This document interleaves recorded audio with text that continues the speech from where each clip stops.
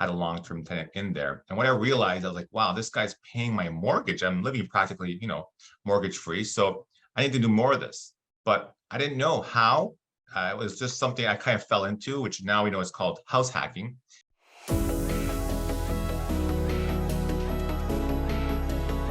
Hey everyone, we have Thomas Lorini on the show today. Thank you, Thomas, for being here. Very excited to have you. Just a quick introduction. So Thomas is a longtime real estate investor, been in this space for over 15 years now. He's interesting because he is a fellow Canadian who has now switched over to living in the United States. He's been there for about 8 years. A wife from across the border who basically convinced him to make the leap down south. So now investing heavily in the United States, so as well as having the Canadian side of the experience as well. Been an investor for over 15 years. Originally has a mechanical engineering background. So, we all come from some sort of corporate / expertise before we make the leap into real estate investing, I'm noticing. And the expertise is all over the place. It started with singles, like a lot of us, has experience in the multifamily as well as the hospitality industry, and now recently branching out into the education and mentoring sector. So I'll let Thomas tell you a lot about all of that stuff. So without further ado, let's get started. Thomas, thanks for being on the show. Absolutely. Thank you for having me here, guys. Thank you. Absolutely. So maybe you could just start out by telling us a little bit about your story. Everybody always wants to know, how it all got started. How did you wound up investing in real estate, and maybe a little bit about how you wound up in California, which, as it's getting colder here, more and more of us are like, well, we wish we were in California too. Absolutely. Well, as you mentioned, I'm born and raised in Toronto. My background being mechanical engineering. I was in manufacturing industry for many years. I worked for several companies in the automotive industry, ended up opening my own machining company in Vaughan back in 2007. My first taste of real estate was I wanted to move out of my parents' house. So I bought like a 3-bedroom townhouse. And after a few months, I realized it's more house than I really need as a single guy. So I ended up renting out the basement to a tenant. A funny story, the basement actually didn't had just a room and a bathroom with no shower. So I convinced that tenant to get a membership at the gym across the street to go take his showers. So this kind of like a sidebar that, you can really be creative in real estate in many ways. But once that tenant moved out, I ended up putting a shower in there and a kitchenette in the room and had a long-term tenant in there. And when I realized, I was like, wow, this guy's paying my mortgage. I'm living practically, mortgage free. So I need to do more of this. But I didn't know how. It was just something I kind of fell into, which now we know is called house hacking. But really, it took me several years, about 5 years later, to put myself into an environment where other people were doing what I wanted to do. My friends and family, my circle of influence at that time, nobody was in real estate investing. When you talk about investing, people talk about stocks and mutual funds, but not necessarily real estate. But it took me joining a group in Toronto. And once I joined, within a few months, I already bought my next property, which was a duplex in Hamilton. And that kind of got my journey of getting into real estate. From there, I'm like, I've done all sorts of different things, but that first official rental property, that duplex really kicked my butt because I wanted to figure it all on my own. I drive to Hamilton and try and place my own tenants and deal with contractors and, all the challenges and fun stuff that offered. Because again, I was new. I didn't know what I didn't know. And, and unfortunately, I didn't hire like property managers and so forth because I just felt like, hey, I want to learn this. But looking back, I'm like, all those challenges really kind of like, helped me to, overcome some of the limiting beliefs I thought I had, or at that time I probably had. It got as bad as that I wanted to sell the property, and I got my real estate agent to list it, but it didn't sell. But thankfully it didn't sell because I still own that property. It's probably worth like 4 times, than what I bought it. But again, we all have a journey and a path.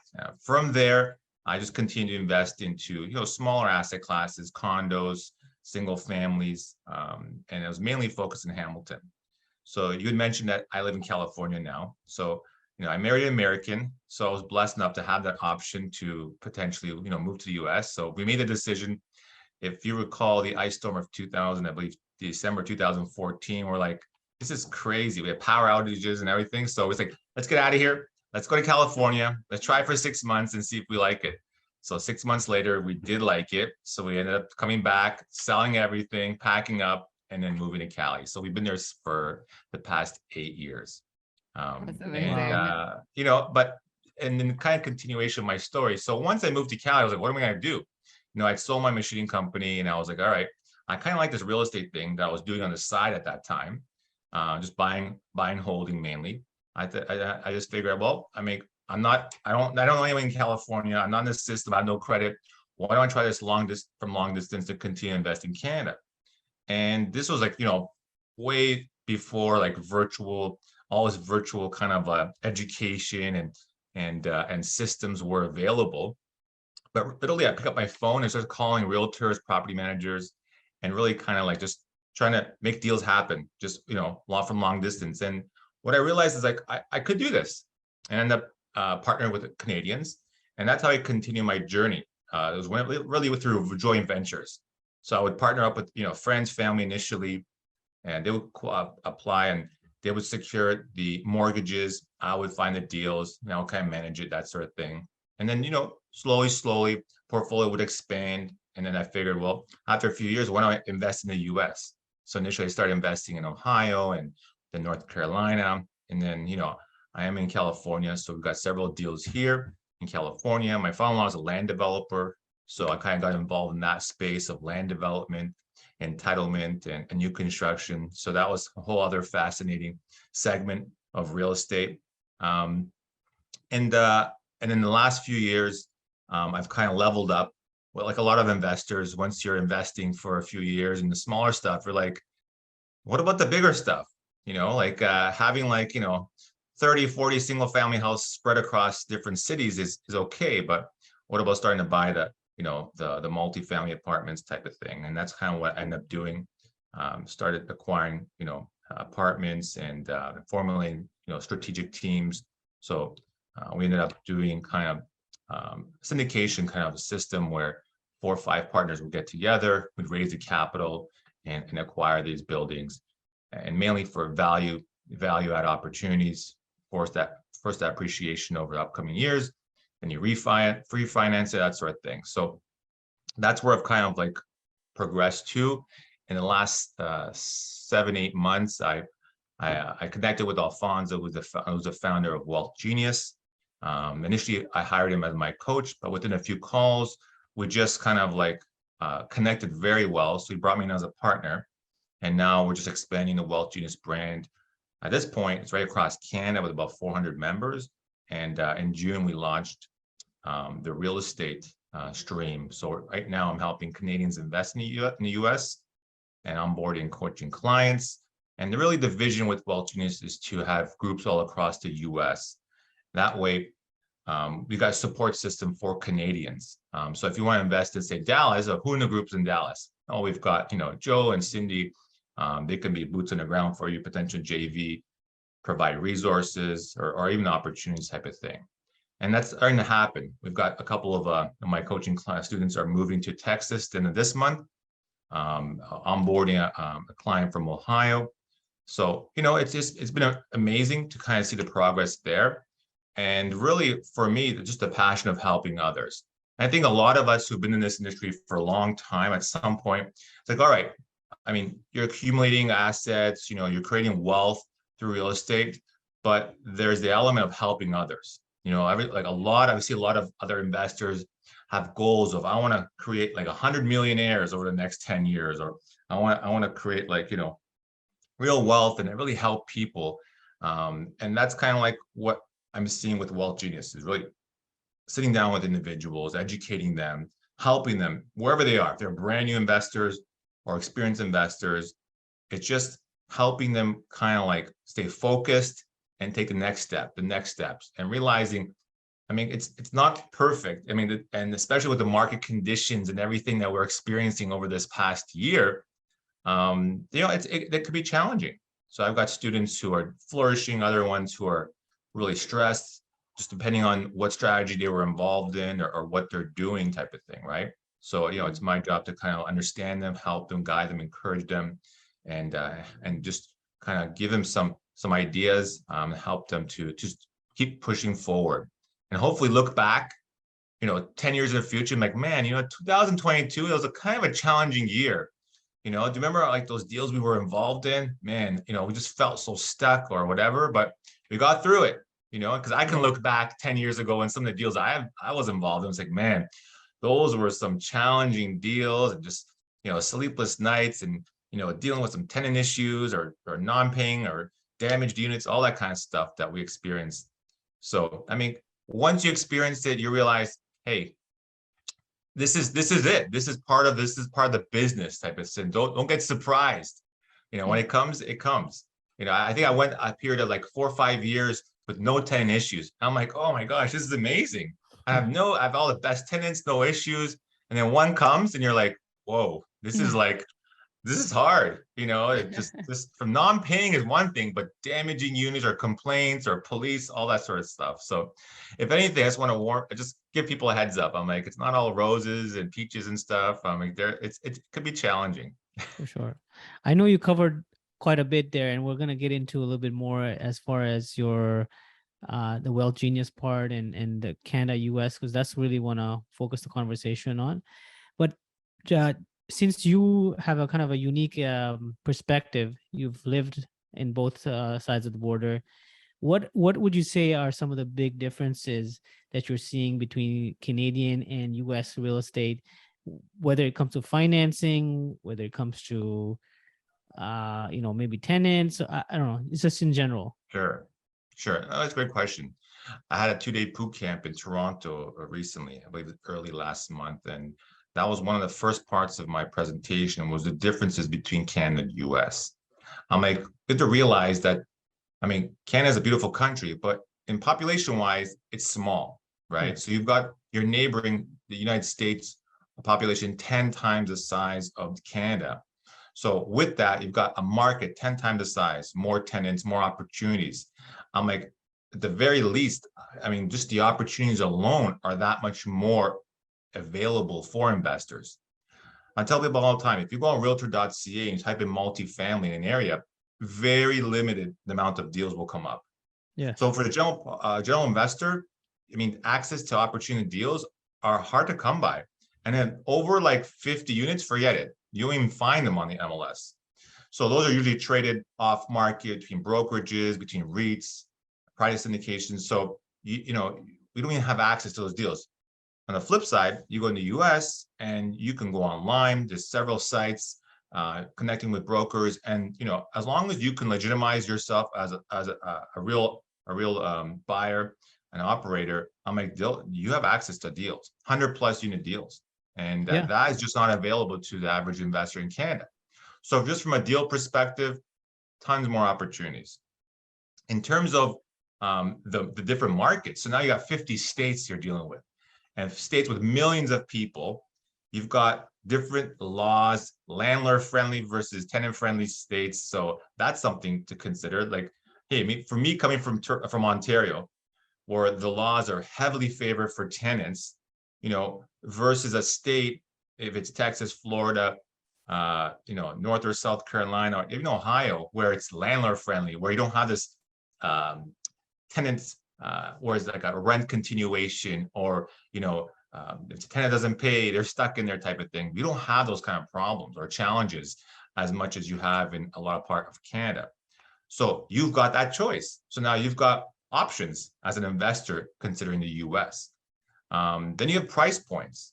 Like, we look at the average prices. I had a chart up where the average price, earlier this year in Canada was for an average home was $800,000 compared to the US was $400,000.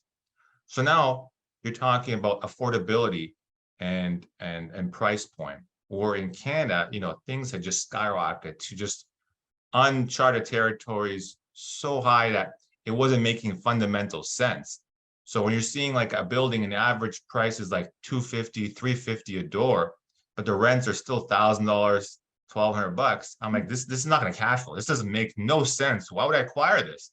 Oh, if you buy it, it's going to keep going up. I'm like, well, that's not really a strategic plan. Like, that's not really a way we should be reviewing and analyzing our deals versus the US, where you can find many states where sub $100,000 per door acquisitions. So you can find a building 60, 70, $80,000 a door, and the rents are 900, 950, 1100. So now you're starting to do the math, and you're like, okay, I'm like, this is much more, this is healthier. This is giving me an opportunity, a chance as an investor. It's challenging enough to acquire something. Number one, you got either you got to pull your capital or other people's capital together, then managing it, repositioning it. That could take several years. But to do all that and just hope that the asset appreciates, it's very risky. Versus an opportunity in a market where, okay, from day one, the property covers itself, it cash flows. Now all we want to do is we want to reposition this thing so it really pumps out more cash flow, so better return for our investors, and also a better living environment for the tenants type of thing. So just those few things I think are key differences between Canada and the US. Then you have taxation that comes to play. I mean, taxes are much more favorable in the US versus Canada. Everything from like retail tax to income tax. There are states that have zero income tax. Can you believe that? And even like I'm in California, okay, it's high price market, but even like the retail tax is like 7% compared to like, what is it, 13% in Ontario. 13%. So it's tough. Moving from Ontario, Toronto specifically to Orange County, California.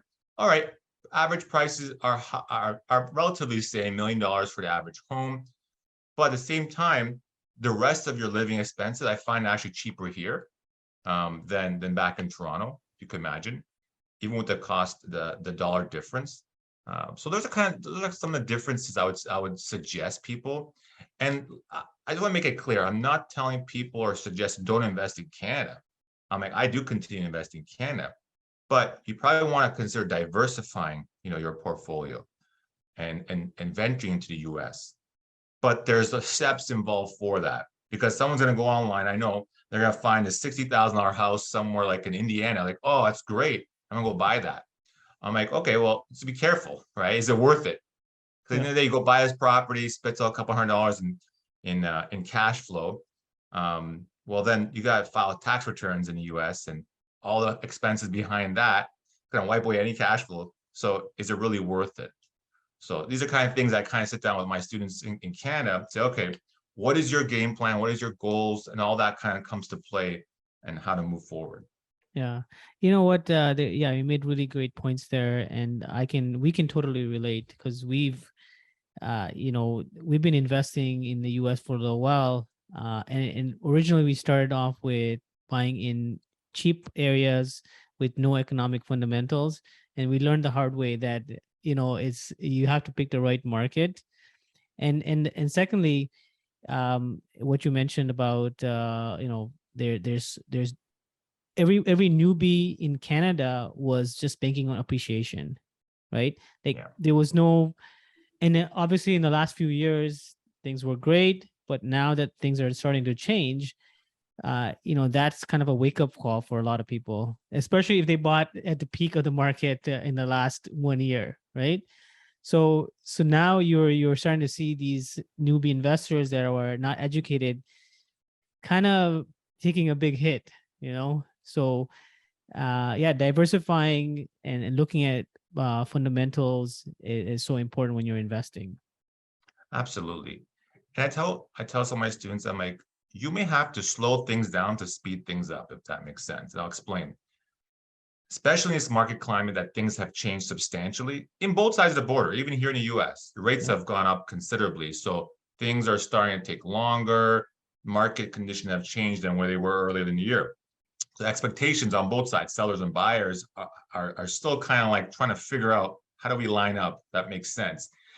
So as an investor, you may have to slow down on acquisitions to kind of really find a good deal. Because too often in the past, people they want to buy a deal. They don't want to get left out. I just got to get something because I can never afford something. It's going to price me out and I can never buy a house. I can never buy a sixplex. I can never buy, but what we're finding now, it's like you may have bought something just for the sake of buying it, but it had no fundamental sense. Now you're kind of left hanging and now you're like struggling. It's like, well, I was banking on that refi. Now what do I do? I got negative cash flow potentially. And I've spoken to some people like they've been holding assets for several years, negative cash flow, and they're actually upside down. The property, I mean, the mortgage is much more than the actual the value of the property. I was speaking to a client that bought a property in Edmonton like 5 years ago. Not Edmonton, sorry, Alberta, Fort McMurray somewhere. 5, 6 years ago. I mean, they bought for 500, still worth 350 after like 5, 6 years. Oh, So I mean, this wow. stuff happens. You read it in Yeah. books type of thing, but Yeah. it's really possible in Yeah. Canada, where you think, wait a minute, anyone who bought something made money, not necessarily, right? Yeah. So definitely it may take time to slow things down. And that's what I've been doing the last 5, 6 months. I've been kind of slowing down on my acquisitions because I'm making offers where I think the value is, but the seller expectation hasn't kind of like met, me and my team. So what's happened is like, all right, I'm gonna be more patient because I still think there's gonna be some more, we haven't hit the bottom. So with that, it's just being patient, just be prepared, really come to terms of what are your numbers that make sense, what is the type of deal you want to get involved in, and just make offers based on that. And it may take time before you actually lock it up. So don't just rush into a deal, slow it down, find something that makes sense. If not, then just wait it, because I think we still got some more downturn over the upcoming months, and maybe by the end of the year it's probably maybe potentially level, like hit the bottom. So by that time, if you pick something up, you should be in good shape. So just be patient.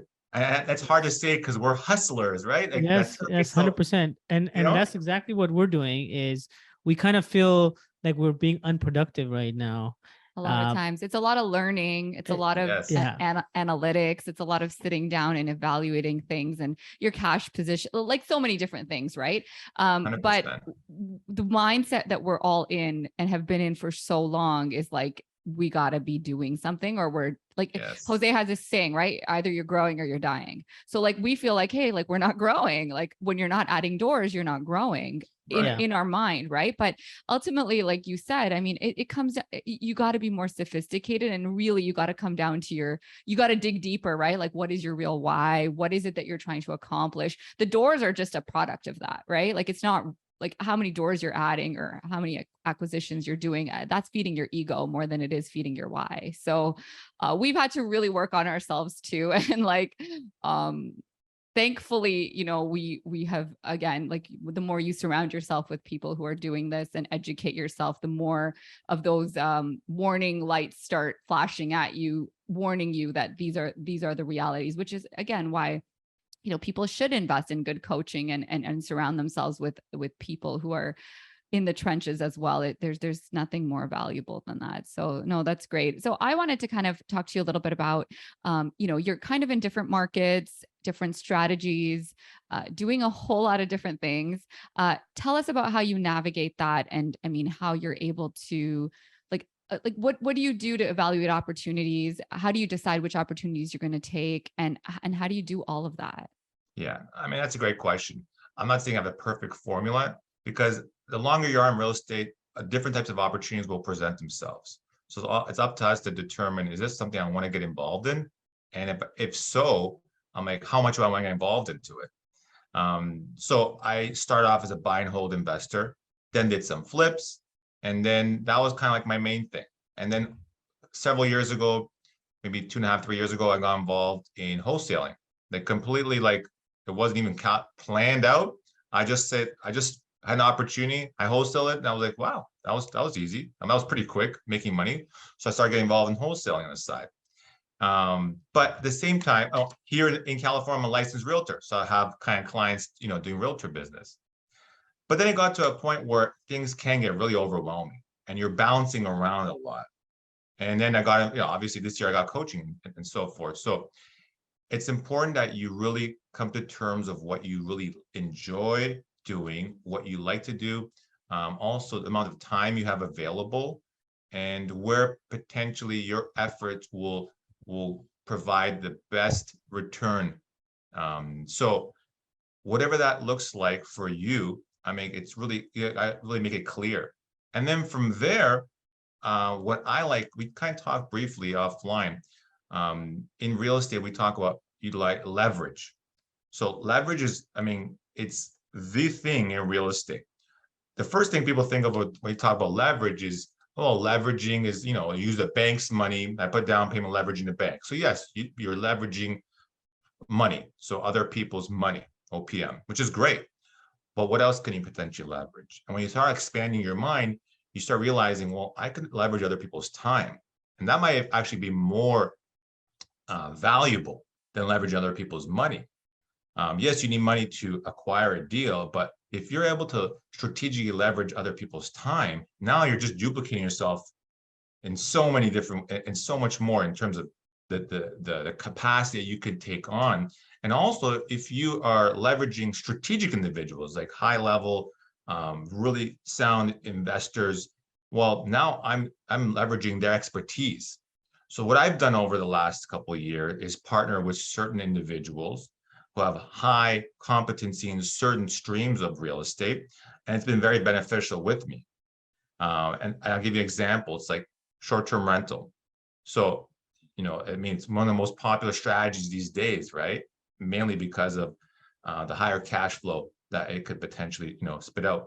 So for myself, I got to a point, well, I'm already busy. Do I want to stop and shift my focus and start learning how to do short-term rental, create a team and get involved in that? Because I'm gonna have to learn it and then train and create systems and operations, which is fine. I mean, I could do that. Or what I decided, why don't I just partner with someone who's already doing it? And maybe I don't get the whole pie. Well, I'm okay. What I realized, I rather have a smaller piece of a larger pie than a big piece of a larger pie. And it's been very beneficial. So I'm able to get involved in short-term rental, but I don't know the first thing about posting a listing on Airbnb. So often people are asking me Airbnb or short-term rental, you know, questions. I'm like, well, I'm not the guy. I'm involved in it. I got several, you know, units on short-term rental, but I've partnered with an individual who kind of handles all that. And you can do that in all aspects of real estate. So similar to wholesaling. So I was doing wholesale on the side, and it was going well. But I ended up partnering with an individual, creating a team, and now my time is really minimum in wholesaling. And then there's some months where it's like revenue's coming in, and I'm like, where is this coming from? Because you know, we just closed another deal. You know, we had a couple sales. We've locked up a few other deals upcoming month, so it's great.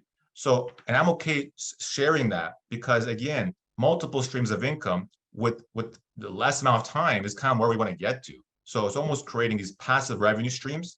And you know, passive can be zero amount of hours to minimum amount of hours.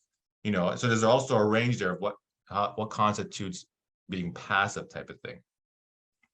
And one more thing I want to kind of talk about, which we kind of like we're talking a little earlier, market conditions will also dictate which strategy makes most sense, right? So people were flipping very over the last few years because the market conditions were going up. Yeah. All of a sudden, I've met several people where they're hung now, where they've got 6, 7, flips on the go, and they're like, they can't sell them. They've had to do price reductions or sell them at a loss. So, I mean, if you're considering getting into real estate, you probably want to be weary about doing flipping right now because of market conditions. I'm not saying you can't make money, but again, the conditions of the market will play into that. And one strategy, so one thing that's important, what I'm finding is over the years, the longer you're in real estate, the different things you get involved in, you're really creating a solid toolkit for yourself of experience. So at any given time, you can pull a certain strategy or a certain thing out and apply it. So I'll give you another example, private lending. So that wasn't something I've been doing the last number of years, mainly because I've been acquiring properties. But this year, because I mentioned earlier, we're slowing things down. And instead of like rushing into just acquiring something for the sake of acquiring, I just thought the idea, what about private lending? My money's just sitting in the bank. Why don't I put it to use? So I've been able to do private lending, which is really passive, really hands-off, but my money is still working. And I've been able to get some amazing returns. So that's something for you and your audience to consider, is in the market condition like this, where it's harder to get funding from lenders, from banks, perhaps you want to get involved in something like private lending. where Yeah. you can get like over 20% return, because there are investors looking for capital to deploy into deposits or kind of like carry them over until a refi comes in. So that wasn't available a year ago. But as a well-rounded investor, this is another tool that you could pull out. I probably did one private loan prior to this year, and this year it's been back to back to back to back. And it's been very successful, and it's been a win-win. I've been connecting with experienced investors who they're in a cash crunch. They're saying, well, an example is like, my refi is not coming in for a couple more months. Can you lend me some money? I'll give you excellent returns. So someone looking at paper like, wow, like, but this is the condition that will allow that. A year ago, the same kind of loan would have been like 10, 11, 12%.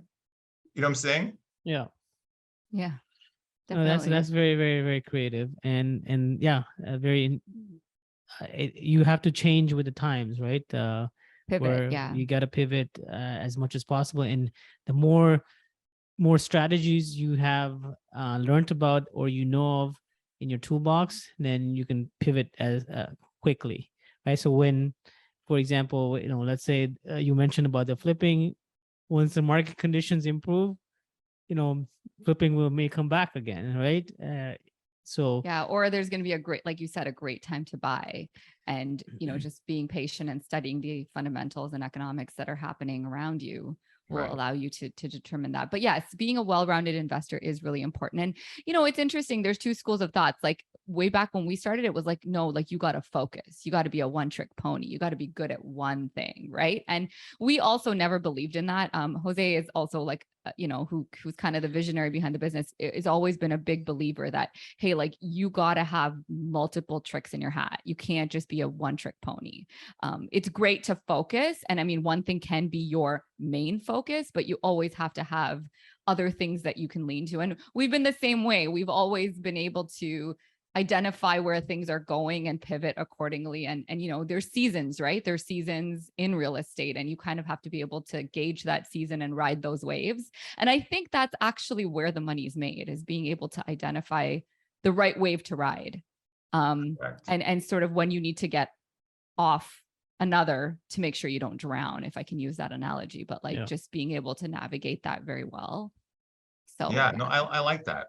I mean, staying focused definitely is something like, was kind of taught back in the day. But I think parlaying that just to being organized, I think is probably very important, because I mean, in real estate, with all these different strategies and different things to consider, we can get really spread out and disorganized, which can cause a lot of stress and mismanaging of our resources. So I think there's something to say to really get organized. Now, however that looks for everyone's differently. I mean, but I kind of like have organized my schedule in a certain way, which works for me. It may not work for you or somebody else, but I found this way it's pretty efficient. Like I have my coaching calls a certain time of day per week. I'll have these discovery calls a certain time per week. And I'll utilize like Calendly or other apps to kind of like keep things in check so that I'm focused and my days are pretty predictable. And then having these other, other things that come in, but the disruption isn't as much as maybe it was in the past. Yeah, 100%. Yeah, so tell us a little bit about your the Wealth Genius part. So and what the group is about, your role in the expansion to the U.S. market, and perhaps just some general intro about it. Sure, absolutely. So I mentioned earlier, I partnered with Alfonso, the founder of Wealth Genius. Back in January, it was probably like 100 members, and now we've got about 400 members across Canada, from Vancouver to Halifax.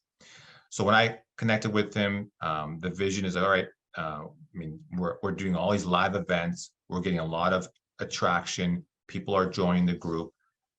So in terms of what people get for joining the group, well, you get assigned a coach. So there's several coaches, and you are basically, you have a coach assigned to you every 2 weeks. You meet your coach. In between, you have these mastermind sessions with the group as a whole. So we're on these larger Zoom calls, and mainly for training. It's whatever topic. Last week was like bare trust agreements. We may have some guest speakers, that sort of thing. But we encourage a lot of the interaction. So not only do you get a list of of training and modules and all that educational stuff. But there's this networking within a group, which I find that's where the magic happens.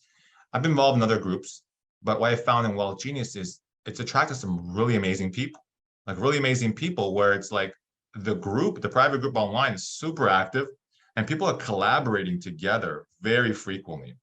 So you join, you start, letting you start connect with other members. So we always encourage just have these daily Zoom calls, just make yourself known in the group. And over time, you're gonna realize, I really like that conversation I had with Jose. I really spoke well with this other individual. And then it's like, okay, what's the next step? I was like, well, I mean, what are you doing? Well, I'm doing this. Well, let's partner together. So that's been happening very frequently in a group. And it's amazing to see that. It's not something that we're forcing, it's just happening just naturally. So to be in an environment where you have that, or if you're an investor and you're looking for an opportunity for either more deals or to raise capital, this is kind of like a fertile environment to do that. In addition, we've got all these live events, which I think has been the key element for the growth. Because I think when 2020 hit, everything went online, everything went to virtual, which is great and efficient. And I do a lot of this, but there's something to say to do live events, and people want to get together and just hang out. So we've adopted that. And we've had in any given month, we probably have like 5 or 6 events somewhere in Canada. It's in person, a meetup, a boot camp, a mastermind. We're getting together at 20, 30, 50, 80 people type of thing. And just, some of it's educational, but there's an element, there's camaraderie, hanging out, catching up, and friendship. Absolutely. No, that's great.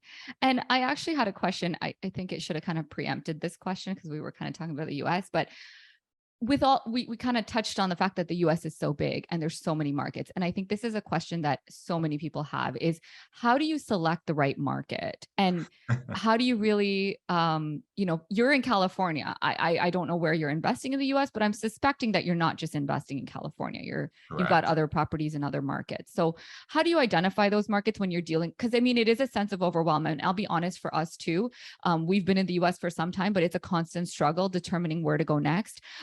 And the other thing that I find about the US is that, things are not as fluid as they are in Canada, in the sense that like pockets can be very, very different. So, we live in, let's say you live in Toronto, or you live in like Barrie. I mean, Barrie's Barrie. Like somebody who says I'm investing in Barrie, it's very much like there's a very much of a similarity between the different neighborhoods. It's just a different pocket, maybe different sized house or whatever. But in the US, it's just that much more complex. So, talk to us about touch on the importance of having local boots on the ground and having those connections, and maybe just some high level criteria that, you guys employ when you're trying to help people select where to go in the US. Yeah, I mean, it's a great topic. And actually last week on my US group call, this was the topic, how identify a market.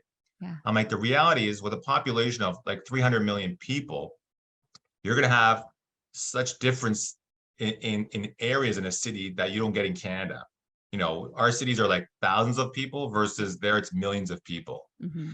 So you've got like in one city, you got from A to D, in terms of like quality level. And it's not a perfect science, I would say. I mean, I kind of premise it to people. It's like, listen, people are making money and losing money in every state in the US. All right.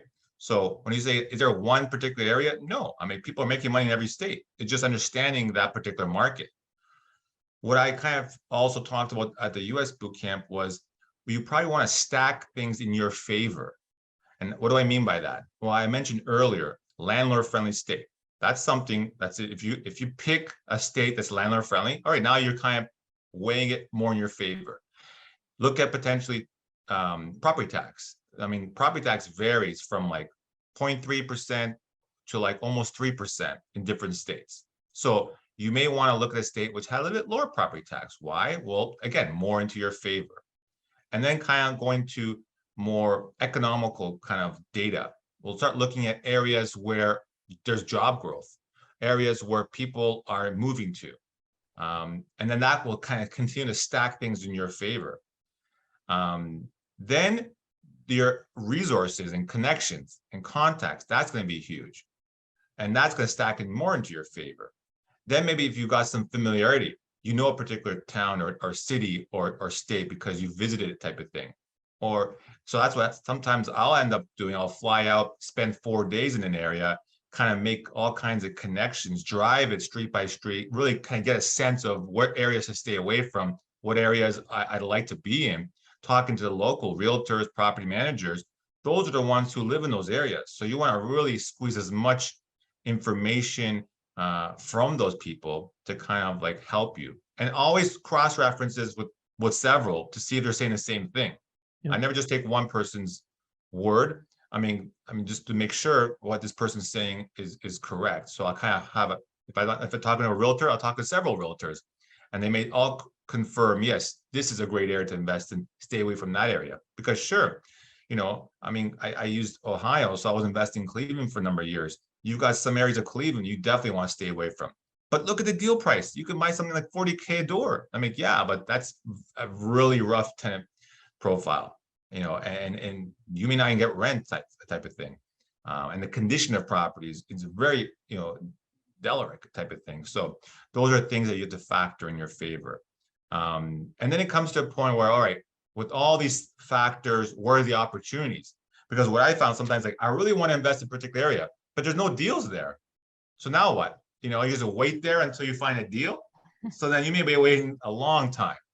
So you probably want to do similar setup in a few different markets and then see what rises.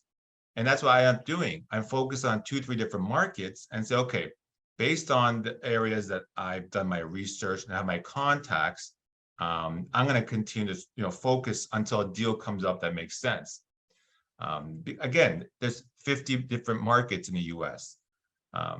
And depending on the strategy also, like one of my coaching students yesterday, we were initially talking about investing in multifamily, and he's like, you know what? I don't want to stress about finding multifamily.